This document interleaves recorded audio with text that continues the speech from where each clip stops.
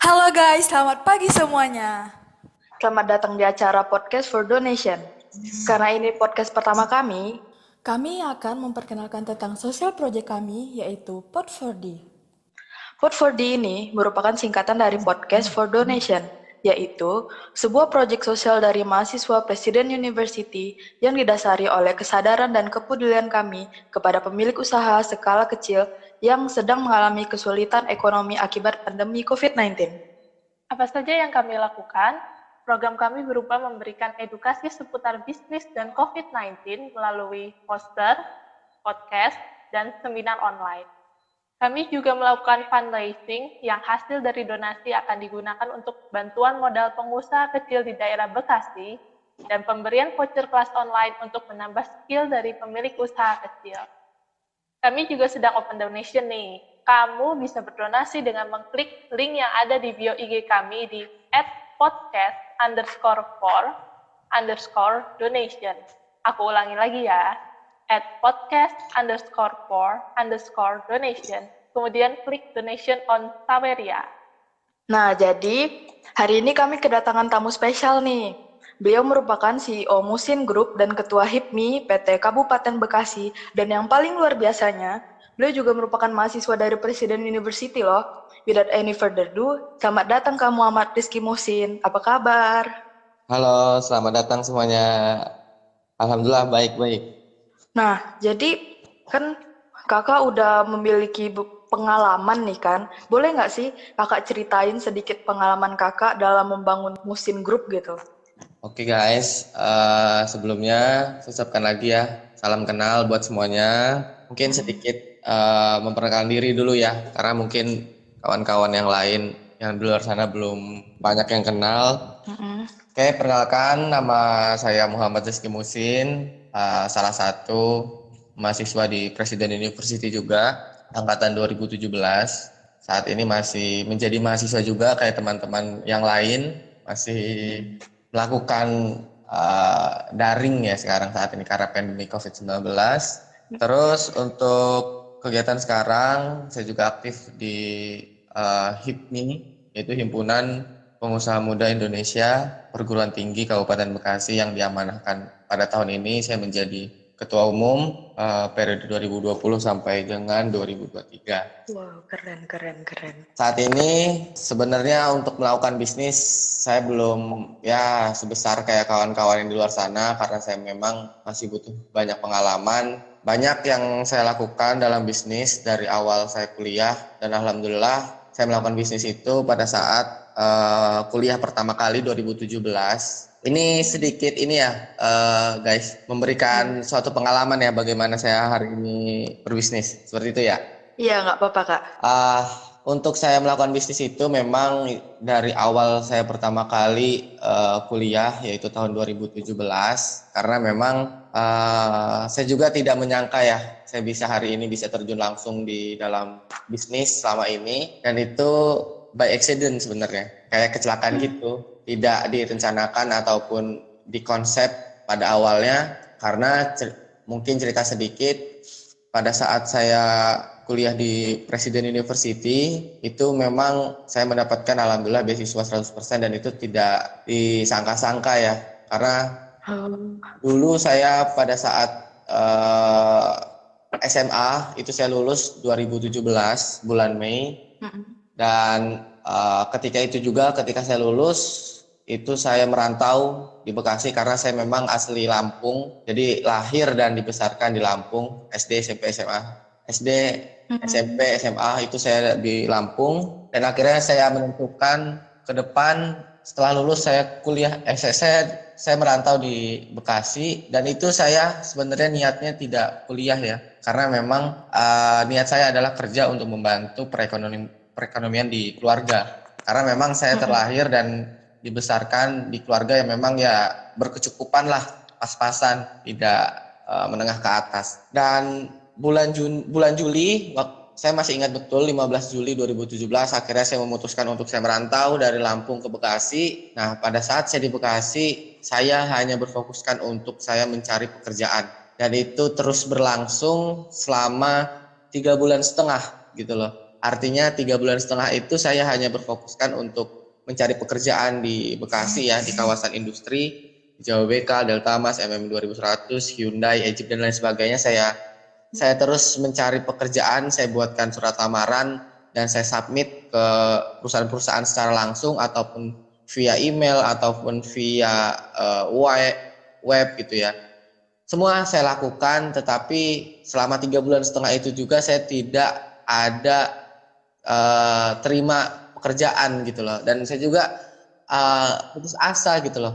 Saya pas saat SMA juga nilainya nggak kecil-kecil amat gitu ya. Terus ada sebuah sedikit lah sertifikat non akademik seperti komputer dan lain sebagainya. Tetapi kok nggak ada yang terima saya gitu loh. Satu pun tidak ada yang menerima saya di Bekasi ini. Padahal di Bekasi ini ya mungkin kawan-kawan tahu ada ribuan perusahaan ya di kawasan industri. Cuman nggak ada yang menerima saya, dan itu sampai dengan saya tanggal 15 September 2017. Itu benar-benar saya apa ya bahasanya ya? Ya nggak ada pekerjaan gitu. Pekerjaan saya hanya mensubmit dan ya itulah proses ya, karena memang saya pas merantau dari Lampung itu saya sudah memutuskan kepada orang tua untuk tidak meminta uang sepersen pun gitu kepada orang tua, karena saya berkomitmen untuk saya hidup dengan diri saya sendiri gitu loh, entah apapun yang terjadi. Itu emang sudah komitmen saya dari awal. Nah maka dari itu ya sangat kerasa banget lah untuk makan dan sebagainya. Bayangin aja saya dikasih hanya uang transport dan uang beberapa bulan ke depan, dan itu benar-benar sudah habis gitu loh, dan udah bingung mau ngapain gitu loh, karena saya pekerjaannya hanya submit kan, tidak ada uang pemasukan. Nah singkat cerita akhirnya saya benar-benar putus asa. Waktu itu saya umur 18 tahun ya, karena memang masih lulus SMA gitu kan. Saya benar-benar putus asa, ya nangis, hal yang sudah sering banget terjadi gitu loh. Namanya di dunia perantauan, masih umur 18 tahun kan, terus benar-benar berkomitmen tidak minta orang tua, ya seringlah nangis gitu kan. Nah akhirnya saya memutuskan untuk saya mau pulang kampung sebenarnya. Saya sudah menyerah, saya tidak sanggup lagi di perantauan ini gitu ya, karena dengan keadaan yang saat itu seperti itu. Nah akhirnya di tanggal 15 itu saya ingat betul, itu hari Jumat kalau nggak salah, hari Jumat. Habis saya sholat Jumatan gitu ya, saya sholat Jumat, saya terinspirasi dan nggak tahu kenapa pikiran saya ini tiba-tiba aja itu saya pengen kuliah gitu loh. Padahal saya tahun itu saya benar-benar tidak ada niatan kuliah. Saya minimal saya bisa kerja gitu kan untuk membantu perekonomian keluarga dan diri saya sendiri. Kuliah itu ditunda dulu gitu loh, 2 tahun 3 tahun mendatang mungkin, karena saya untuk menabung dulu. Tapi saya nggak tahu kenapa coba tahun ini pengen kuliah aja gitu. Dan akhirnya saya searching di Google gitu ya, tentang kampus di Bekasi gitu kan. Nah akhirnya di web itu saya buka tutup web ya, berbagai web. Entah kenapa urutan Presiden University itu nomor 1 terus gitu loh. Presiden University nomor 2 Unisma, nomor 3 itu Universitas Pelita Bangsa dan Bayangkara dan lain sebagainya lah. Nah tetapi di web-web itu kok Presiden University nomor 1 terus urutannya. Nah saya juga tidak tahu tuh Presiden University itu seperti apa kampusnya, di mana tepatnya. Tapi saya tahu di Bekasi pasti ya. Cuma lokasinya di mana dan lain sebagainya saya tidak mengerti. Kok nomor 1 terus? Akhirnya saya kepo dong gitu ya. Kepo, skeptis. Rasa ingin tahu saya kuat gitu. Akan saya cari itu Presiden University, mulai dari webnya, terus sosial media dan lain sebagainya. Dan akhirnya saya follow gitu kan Instagram Instagram Presiden University. Akhirnya saya cari, scroll dan sebagainya. Nggak tahu kenapa tiba-tiba di situ ada poster seminar itu untuk SMA kan di PEC, Presiden Executive Club. Nah, itu seminar teknik ya, dan saya memang SMK-nya SMK teknik, jadi interest lah sama ke dunia teknik kan gitu. Wah, kayaknya peluang nih karena free registration kan, artinya saya nggak bayar. Ya udahlah, saya kepo. Akhirnya saya daftar ke Marketing Presiden University untuk saya mengikuti seminar tersebut. Akhirnya saya diterima menjadi peserta dan seminarnya itu hari Sabtu, keesokan harinya. Saya kan daftar baru dari Jumat kan. Nah, keesokan harinya hari Sabtu tanggal 16 September 2017. Dan itu posisinya tanggal tersebut itu sudah proses pembelajaran gitu, sudah masuk periode pelajaran baru ya kan. Karena memang di Presiden University sendiri kayak ospek STO lah ya bahasanya, STO matrikulasi itu kan bulan Agustus gitu loh, awal Agustus. Iya. Jadi pembelajarannya itu sudah hampir 1,5 bulan lah sudah melakukan. Nah, akhirnya saya daftar dan saya ikut seminar besoknya, dan ternyata ketika saya datang di Presiden Executive Club itu pesertanya itu kayak anak SMA semua gitu loh, kayak berkelompok dan memakai seragam masing-masing di sekolah-sekolahnya. Nah, sedangkan saya itu orang yang paling aneh di peserta tersebut, di seminar tersebut. Karena ya bayangin gitu, saya bukan dari SMA Bekasi ataupun sekitarnya, dan saya mengenakan baju itu baju ya santai, pakai levis dan pakai kemeja, sepatu, tas gitu loh. Dan yang lain itu berkelompok dan memakai seragam masing-masing. Ya bayangin dong, itu kan peserta yang paling aneh, udah sendiri pakai seragam yang aneh gitu kan. Nah, awal mikir sih pertama waktu itu saya pengen mundur dari situ karena ngelihat suasana itu kok gini bener gitu loh. Saya merasa minder lah. Akhirnya ya udahlah, saya coba dulu. Ya hal yang wajar lah ketika orang-orang melihat saya kok aneh gitu pada ngeliatin. Tapi ya alhamdulillah sepanjang perjalanan waktu itu seminar di Presiden Executive Club itu mencair lah karena saya ngobrol dan sebagainya gitu loh. Artinya tidak ada rasa tanggung lagi. Terus at the end ketika coffee break di sore hari, asar waktu asar itu sudah mau selesai acara tersebut. Akhirnya saya datang ke senior, yaitu mahasiswa yang angkatan 2016 waktu itu. Karena panitianya itu mahasiswa angkatan 2016. Cuman banyak dosen di situ. Nah, saya tiba-tiba aja saya mau nanya ke mahasiswa tersebut, dan yang saya tanyakan itu ya saat ini teman saya gitu loh. Walaupun memang senior saya ya.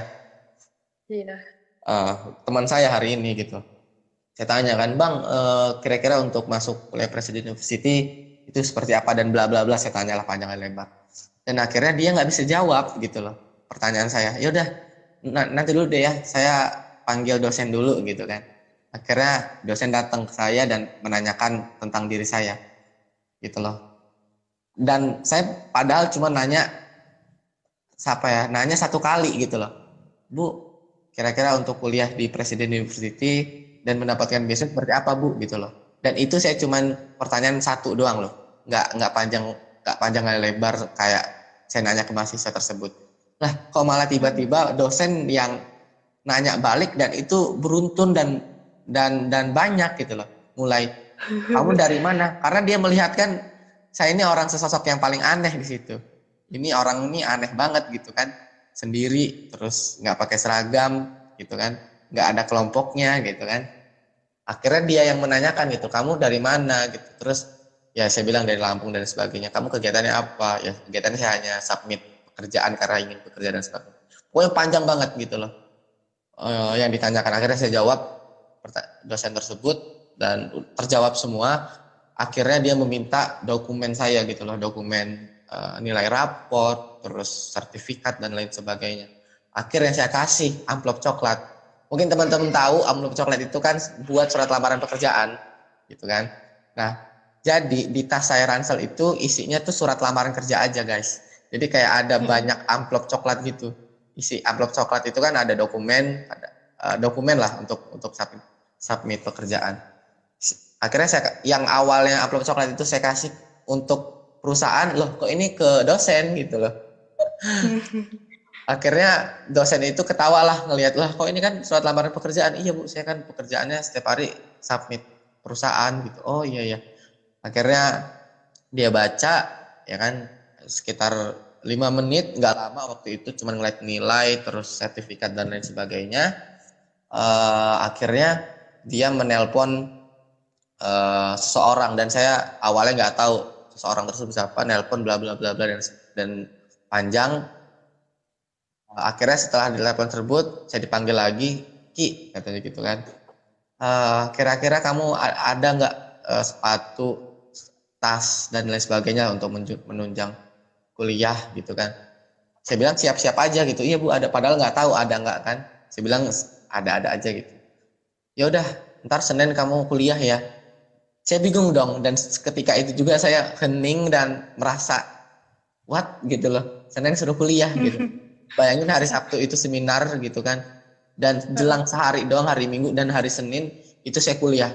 Dan itu posisinya kan sudah berjalan waktu itu ya, perkuliahan angkatan 2017. Sudah SPO, sudah matrikulasi, bahkan sudah kurikulum sudah berjalan gitu kan. Serius mem gitu kan. Kalau dulu aku belum tahu mem ya, karena masih ibu manggilnya. Iya. Iya. Serius bu gitu gitulah intinya. Kayak kaget gitulah, biasalah bocah kan. Terus ya udah, kalau ini ntar kamu ke kampus lah gitu kan. Dan ternyata benar gitu loh. Akhirnya saya pulang dari PIC itu, Presiden Executive Club, untuk saya pulang ke kontrakan. Waktu itu saya ngekos. Ya saya nangis sejadi-jadinya gitu setelah keluar dari hotel. Kok bisa gini gitu loh. Hal yang menurut manusia itu nggak masuk akal gitu loh. Kalau kita berpikir secara manusia ya, tapi kita kalau percaya sama Tuhan itu emang sudah jalannya dan sudah takdirnya lah gitu loh. Akhirnya saya nelpon orang tua, saudara dan sebagainya gitu loh, untuk saya bilang saya mendapatkan beasiswa. Pada nggak percaya semua nggak percaya. Orang tua pun nggak percaya sama sekali. Ya barusan hari Jumat itu masih nelpon, mak nggak dapat pekerjaan gitu-gitulah. Lah kok tiba-tiba dapat beasiswa gitu, kapan aku submitnya gitu kan. Ya orang pada nggak percaya semua lah, dari keluarga semuanya nggak percaya. Terus untuk membuktikan itu, hari Senin saya nelpon saudara yang ada di Bekasi, karena saya juga ada saudara di Bekasi, paman saya sendiri, untuk bisa ikut saya ke kampus untuk memastikan apakah saya benar mendapatkan beasiswa.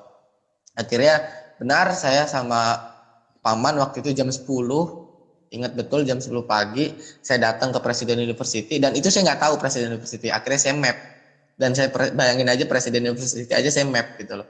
Akhirnya saya datang ke kampusnya, terus saya mencari ibu ya. Dan teman-teman tahu ternyata ibu itu adalah Ibu Lydia Anggreni. Ibu Lydia Anggreni adalah kepala jurusan teknik mesin Presiden University, yang sekarang ini saya jalani prodinya ya, teknik mesin, mechanical engineering. Nah saya datangkan Ibu Lydia Anggreni di ruangannya dan ngobrol secara langsung antara saya, paman, dan Ibu Lydia Anggreni. Dan betul saya dikasih LOA, Letter of Acceptance, sama toolkit matrikulasi, toolkit ya penunjang inilah awal-awal kuliah lah, seperti mahasiswa baru. Benar, saya mendapatkan beasiswa 100% full bridge waktu itu. Aku lupa apa namanya. 100% benar-benar nggak bayar, dan hanya bayar itu asrama gitu ya. Kalau nggak salah 15.800.000 kalau nggak salah. Sama bayar STO sama matrikulasi aja. Dan selain itu dan selebih itu gratis. Tidak bayar 1% pun. Benar gitu loh. Dan akhirnya dengan saya mengajak paman, terus dikasih letter of acceptance dan lain sebagainya, akhirnya saudara-saudara saya dan keluarga saya percaya ternyata saya mendapatkan beasiswa di Presiden University. Dan hari Senin itu juga saya melihat jadwal dan saya dikasih sama Mem Lydia Anggreni waktu itu, ini jam 10.30 ada kelas loh gitu loh. Bayangin saya jam 10 diskusi sekitar 20 menit waktu itu, dan jam 10.30-nya udah ada kelas gitu loh. Kelas itu betul kalkulus 1 ya, karena memang masih semester 1. Oh iya Mem, ternyata di ruangan gedung B waktu itu, gedung B lantai berapa, 2 berapa, aku lupa. Bayangin gedung aja saya nggak tahu gitu loh. Gedung B aja nggak tahu mana gedung B gitu loh. Jadwal 3 berapa gitu kan. Ya akhirnya saya tanya dong ke satpam, Pak, gedung B gini mana? Oh ini belakang, masuk lorong gini kan intinya. Ya saya ikutin, dan benar jam 10.30 udah banyak mahasiswa waktu mechanical electrical digabung sama environmental engineering waktu itu. Jadi dua prodi digabung satu matkul jadi kalkulus 1 gitu. Ya saya masuk lah, serius masuk, dan orang-orang melihat saya aneh lagi gitu. Nggak tahu kenapa saya orang yang aneh gitu ya. Saya masuk itu aneh karena kan sudah berjalan ya perkuliahan, dan mereka pun kan udah saling kenal gitu loh, si environmental engineering maupun mechanical engineering gitu kan. Lah ini kok orang mana gitu bisa masuk sini gitu kan. Tiba-tiba saya masuk, saya duduk dong. Saya masuk terus Pak gitu kan. Saya duduk dong gitu. Akhirnya ketika duduk ya udah orang pada ngelihat ini siapa gitu kan. Dan saya kaget lah, saya duduk tiba-tiba kok ini dosen ngomong bahasa Inggris semua gitu loh. Ini aku kuliah di mana sih? Ini kalkulus, belajar matematika kok bahasa Inggris gitu kan. Karena memang saya nggak tahu kan, kok ternyata Presiden University kan must be speak English lah everyday gitu. Saya nggak tahu gitu loh, dan memang saya kan berasal dari SMK waktu itu, saya tidak benar-benar bisa banget lah bahasa Inggris gitu. Karena teorinya sedikit kan kalau SMK. Ya saya merasa aneh, merasa kaget banget kok si bapak ini ngomong bahasa Inggris. Waktu itu saya benar-benar ya cuman apa ya, ngedengernya juga itu kayak sedikit-sedikit tahu aja loh. Oh, bahasa Inggris gitu-gitu. Terus akhirnya banyak teman-teman sekitar dan akhirnya nanyain aku lah, oh kamu jurusan mekanikal elektrik dan lain sebagainya gitu. Dan itulah awal mula saya bisa kuliah Presiden University, dan pada akhirnya itu kan, dan akhirnya tidak semudah itu saya menjalani hari ini sampai hari ini di Presiden University. Walaupun saya mendapatkan beasiswa, tetapi kan saya ada tanggungan ya, bayar matrikulasi STO itu tetap bayar, dan saya juga bayar asrama gitu kan. Saya kalkulasikan itu 1 tahun saya harus 1 tahun ya, selama 1 tahun, dan per bulan saya hitung dan saya hitung lagi per hari, saya harus bisa pegang duit itu 50.000 gitu loh, untuk saya bisa menyicil bayar asrama itu. Karena asrama waktu itu sebenarnya harus bayar 1 semester, tetapi saya meminta permohonan untuk saya bayar per bulan gitu. Artinya agar bisa ringan untuk pembayarannya, saya pecah-pecah gitu. Dan saya berpikir lagi, saya kuliah di Presiden University karena dari komitmen dari awal saya sama orang tua tidak usah mengirim uang, karena saya benar-benar berjuang di perantauan apapun yang terjadi. Ya bisa dibilang ya antara hidup dan mati lah waktu itu ya, baik umur masih 18 tahun, untuk pengalaman mencari uang juga tidak jauh pengalamannya. Dan akhirnya ya saya juga tidak kuat gitu kuliah di Presiden University yang pertama. Saya bahasa Inggris banget gitu, terus juga untuk saya bisa bertahan hidup seperti makan, terus bayar asrama dan lain sebagainya. Ia merasa minder juga karena melihat saya juga ya seperti itu, dan teman-teman itu kebanyakan di Presiden University kan berlatar belakang orang yang punya dan segala fasilitas itu ada, sedangkan itu berbalik jauh sama saya gitu kan. Lanjut, saya mana? Oh ya, intinya selama saya 1 bulan waktu itu di kuliah di Presiden University, artinya sampai Oktober ya, karena saya masuk September sampai Oktober, itu saya benar-benar tidak kuat kuliah di Presiden University. Yang pertama saya makannya, karena saya waktu itu makan ya ala kadarnya gitu. Ada yang traktir temen ya alhamdulillah gitu kan, kadang-kadang ya nasi sama abon gitu. Itu udah pahit lah, intinya ngejelasin makan tuh ya seperti itulah gitu loh. Benar-benar merasakan makanan yang begitu gitu intinya. Ditambah lagi saya menguras otak dan sebagainya, saya merasa tidak kuat. Akhirnya saya datang lagi ke Mem Lydia Anggreni waktu itu untuk saya drop out dari Presiden University. Saya memutuskan untuk saya kembali lagi untuk mencari pekerjaan agar saya bisa bertahan hidup untuk makan dan lain sebagainya gitu loh. Ya bayangin 1 bulan saya hanya kuliah dan tidak mendapatkan uang lagi gitu loh. Dan kenapa saya drop out itu benar-benar saya tidak megang uang 1% pun gitu loh. Tidak megang uang 1% pun. Saya jajan aja bingung, saya makan di warteg aja bingung, nggak ada duit sama sekali gitu ya. Ya saya datanglah ke Mem Lydia Anggreni itu untuk saya bisa drop out dan saya mencari pekerjaan. Dan saya datang lagi ke ruangannya di gedung A lantai 3, ruangan mechanical engineering. Dan saya nangis lagi sejadi-jadinya. Nggak tahu kenapa saya dulu cengeng banget ya. Ya hal yang wajar lah.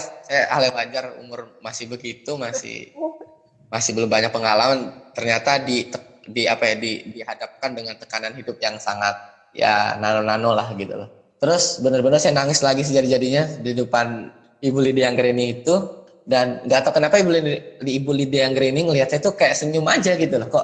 Kok senyum aja gitu loh, nggak ada rasa sedih atau apa. Karena aku heran juga gitu loh pas pertama itu kan. Dan ternyata akhirnya saya ngomong bla bla bla lah, alasan saya drop out dan sebagainya. Ya itulah yang sudah saya jelaskan lah, pertama bertahan hidup dan sebagainya, karena keadaan nggak ada megang uang sen pun. Karena memang saya sudah berkomitmen dari awal gitu loh, apapun yang terjadi saya tidak meminta uang sen pun kepada orang tua, dan saya ingin berkarir dengan saya sendiri di perantauan gitu. Terus akhirnya dengan saya nangis jadi-jadinya saya ceritakan dan sebagainya, Ibu Lydia Anggreni menjelaskan feedback lah ke saya. Akhirnya dia berkata dan menasihati saya panjang banget. Masih saya catat itu